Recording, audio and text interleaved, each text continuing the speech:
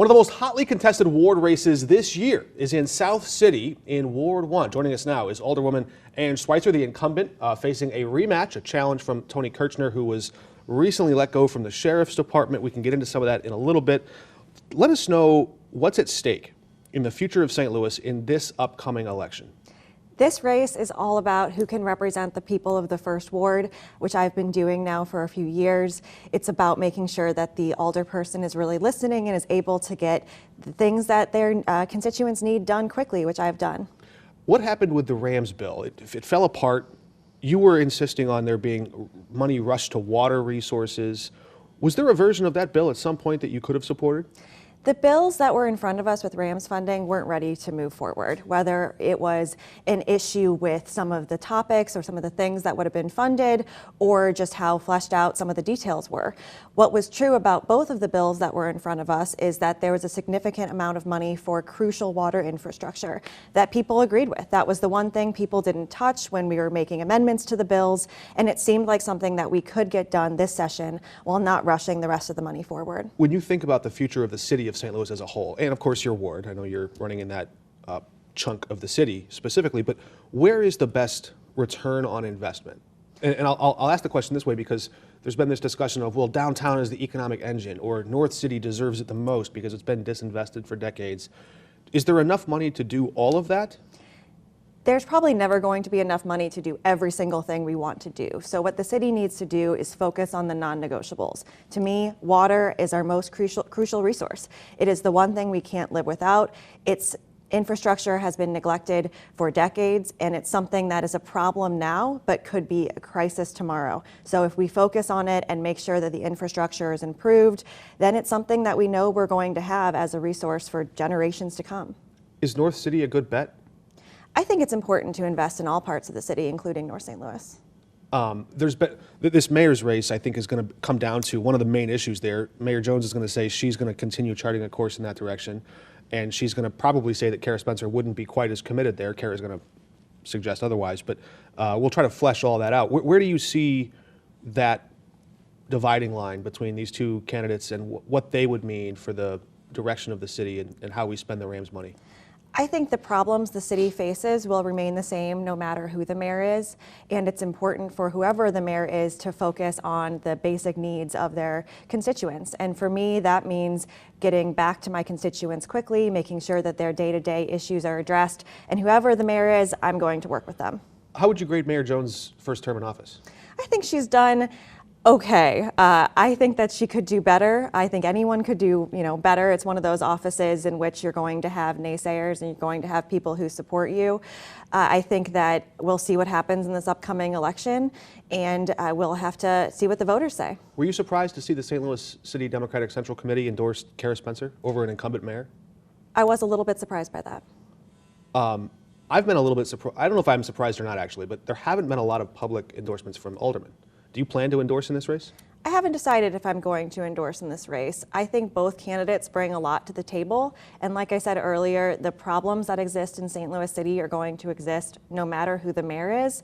I know in my ward, the ward went overwhelmingly for Alderwoman Spencer, and I do respect that. I do respect the where my ward is. What kind of a mayor would she be? I think she would be someone who is really detail-oriented. I think Mayor Jones is really a big picture mayor, where I think as I've gotten to know Alderwoman Spencer over the years, she's a little bit more focused on the nitty-gritty details. Mm-hmm. In your race, what are the defining, Mayor Jones is saying we can't afford to change who's at the head of the ship and bring in somebody who she says is less experienced. Well, that's kind of the advantage every incumbent has, I suppose. What do you think the defining differences are between you and your opponent?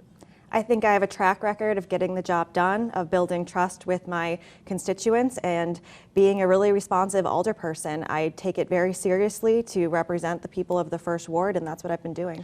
Is there something, I know you've studied the issue of like cutting up the streets, the utilities come through and just leave this big mess in their wake, and you're trying to clean that up a little bit with an ordinance. Are you seeing any of that working? Because I mean, we're still seeing these utilities come through and just cut up the streets and put these big steel grates over it, and people's tires get all messed up. So thank you for asking about that. There will be a public infrastructure and utilities meeting next Wednesday at 3:30 p.m. where the streets director will talk about the progress they've made.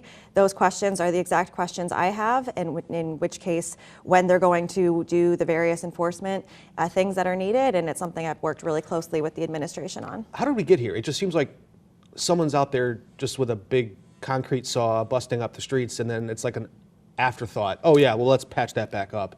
Is there a point at which we can turn the corner into a smarter design that is more, I don't know, sustainable?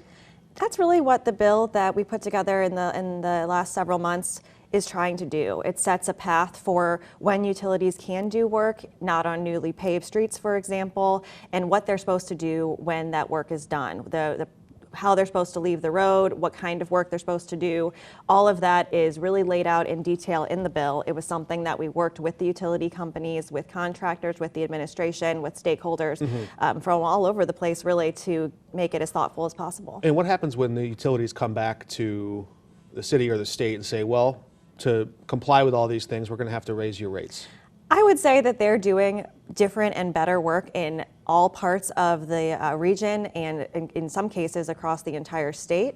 And the City of St. Louis ratepayers have been paying for the work to be better other places. So I do not believe they need to raise the rates. I think they need to do the work. Speaking of ratepayers, the city did just approve a recent increase on the water, for how much we pay for water. About a year ago, yes. That hadn't been done for a long time. I think some policymakers had suggested maybe that rate sat flat for too long and people let it go, and that added to all the deferred maintenance.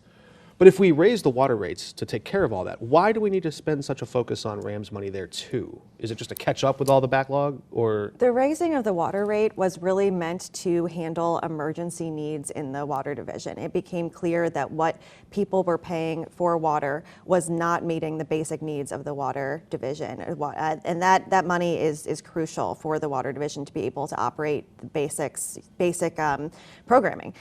What is also needed is about $400 million of infrastructure improvements. I don't think it is a good idea to just continue to raise the rates on ratepayers to try to get to that amount. That would take a lot of money from the people of the City of St. Louis. So when we have these ability to invest some capital into the water division, especially if we can borrow against it and find ways to increase the money that's there, it's just incumbent upon us to do that. Did you learn anything about the character of your opponent during the release of these audio recordings from inside the sheriff's office where he was let go? I think the employment status of my opponent is between him and his employer, and I do intend to win this race. But I wonder, I mean, in this conversation, he's talking about wearing sheriff's apparel at city organizations. He offered explanations for why that was. What did you make of his explanations? I think every employer is going to have rules for their employees to follow, and if you don't follow them, that's going to be between you and your employer to figure out. Well, in this case, the employer would be the voters, right? So the voters are going to be able to evaluate all this. In this election, yes. In this election, right. So when you look at the distinction you're hoping to make between you and your opponent, do you see something there that voters should know? I'm focusing on my merits and the things that I've done with my ward. We have worked really hard over the last few years to improve the neighborhoods, to increase the safety and security, and improve the city services, and I think my record stands for itself, and my constituents know me, and we work together on these issues, and I think people will make the decision based on that. Back to the RAMS money real quick before we let you go, just because you mentioned something interesting. You said we got to figure out what our non-negotiables are. Are there any things that you've seen floated out there, ideas, projects, that you say, I'm not going to support that with RAMS money? I am not really interested in supporting sort of soft services with these funds. I'd really like to see infrastructure improvements and things that are generational improvements, things that we can borrow money for, things that will return the investment. I think the common knowledge is that when you invest in infrastructure, there's an 8-time return on investment. I think that's what we really need to do. When you say soft services, you mean social programs? I'm not really interested human in using infrastructure, the RAMS funds on those things, yes. Okay, and perhaps we can get into why that is later, but thank you for your time.